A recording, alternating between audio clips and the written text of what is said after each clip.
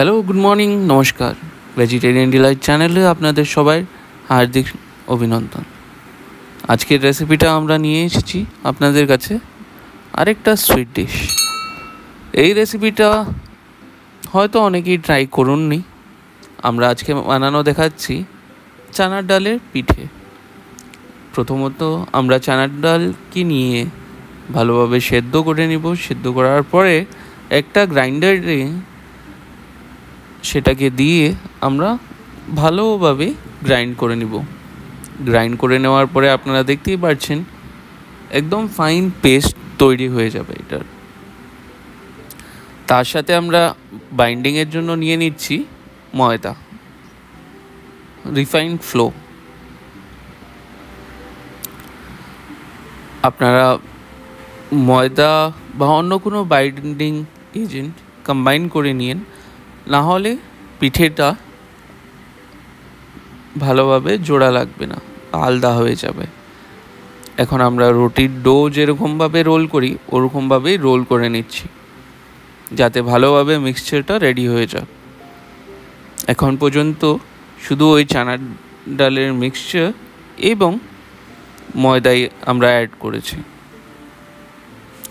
এখন এটাকে আমরা ছোট ছোট বল বানিয়ে নিব।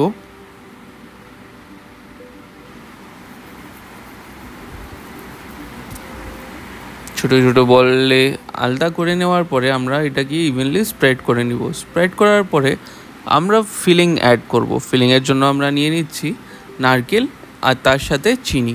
আপনারা চাইলে অন্য ফিলিং অ্যাড করতে পারেন। এখন আমরা খানিকটা জল নিয়ে নিচ্ছি, যাতে আমরা এখানে একটা ডিজাইন দিয়ে দিতে পারি আর ভালোভাবে সাইডগুলোকে কভার করে নিই। আপনারা চেষ্টা করবেন সাইডগুলো যাতে ভালোভাবে কভার হয়ে যায়, না হলে যখন ফ্রাই করব তখন সেটা খুলে যাবে।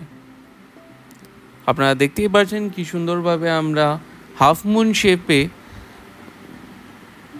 এটাকে ভালোভাবে বানিয়ে নিচ্ছি আর সাইডগুলো এজেসগুলোকে ভালোভাবে কভার করে দিচ্ছি, যাতে ফ্রাই করার সময় এটা খুলে না যায়। এখন যেই আমাদের এই পিঠেগুলো তৈরি হয়ে উঠে, আমরা একটা কড়াই নিয়ে তেল গরম করে সেটার মধ্যে এক এক করে ছেড়ে দিব আর ভালোভাবে এটা লালচে কালার হওয়া অবধি ফ্রাই করে নিব।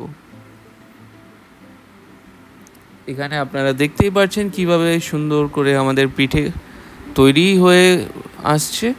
আমরা এখন এক এক করে বাকি পিঠেগুলোও এটার মধ্যে দিয়ে ফ্রাই করে নিব। আর তারপরে এই পিঠেটি তৈরি।